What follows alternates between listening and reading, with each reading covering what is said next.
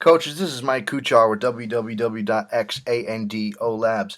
Our special thanks goes out this week to Coach John Kite, who is the special teams coordinator and the defensive line coach at Dubuque, Iowa, for putting some of these clips together on his Shield Punt scheme.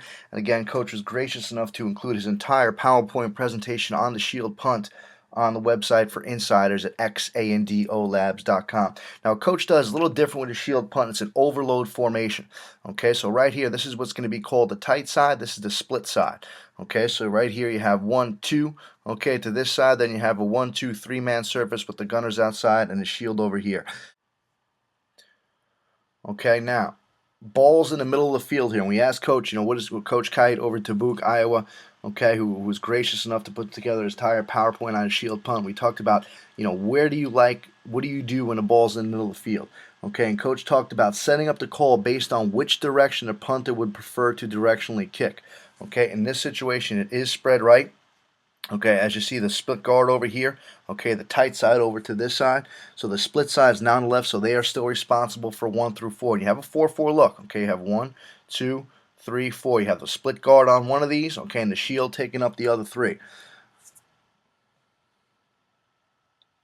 And the tight side is going to do their gap responsibility. They'll protect their inside gap, taking a hard inside rush and getting their head across. And that's the big coaching point, getting their head across. And again, Coach really does a good job in the actual article talking about the specific technique of those tight side protectors. Not a good place to punt the ball here, but if you got to get it out, you can still see the shield punt still could be effective here.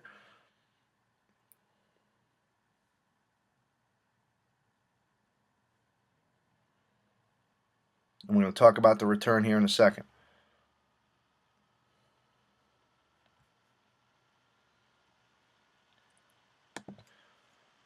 Okay, here's the tight side. Okay, working to get their head across the inside gap. They're doing what they need to do. Split guard's going to take either number 2 or 3. The shield's going to pick up anybody else. But I do want to pay attention, especially to this return here. Okay, and take a look at that gunner. Especially over here, these two gunners need to take better angles, and Coach talks about the angles of departure in the actual PowerPoint presentation, which is available to the insiders on xandolabs.com. See, the shield absorbs it. Okay, now the key is over here. All right, he needs to take a better angle to work to the opposite shoulder. Okay, his goal is to work to the opposite shoulder of the returner. That's so important because obviously your pursuit's coming from inside out here.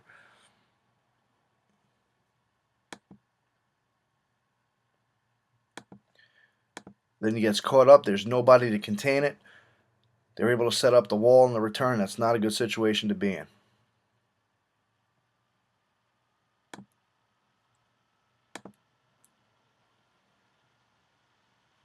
Another 4-4 look here.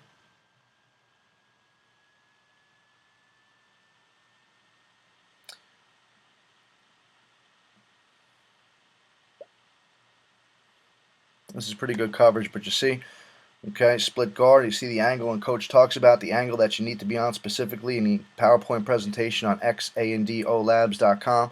All right, everybody's working to get their head across their gaps. They're going to turn the last person free. Okay, he is going to have a hard time getting to the punt, especially when it's out in 1.2 seconds, as Coach details in the PowerPoint presentation. Okay, split guard manages to take number 3. Okay, so you have 1, 2, 3 for 1, 2, 3. And again, Coach talks about the directional kick, why he's shielding that way. Most of the time, the punter is going to kick that way if he's a right-footed punter. But again, excellent coverage lanes here. Okay, I mean, this is what you want. And talking about special teams, Coach John Kite, who's a special teams coordinator at Dubuque, Iowa, okay, talks about getting nice coverage lanes in here, forcing this returner into a wall. And he talks about the coverage lane specifically and how he practices them on xandolabs.com with the Insiders program.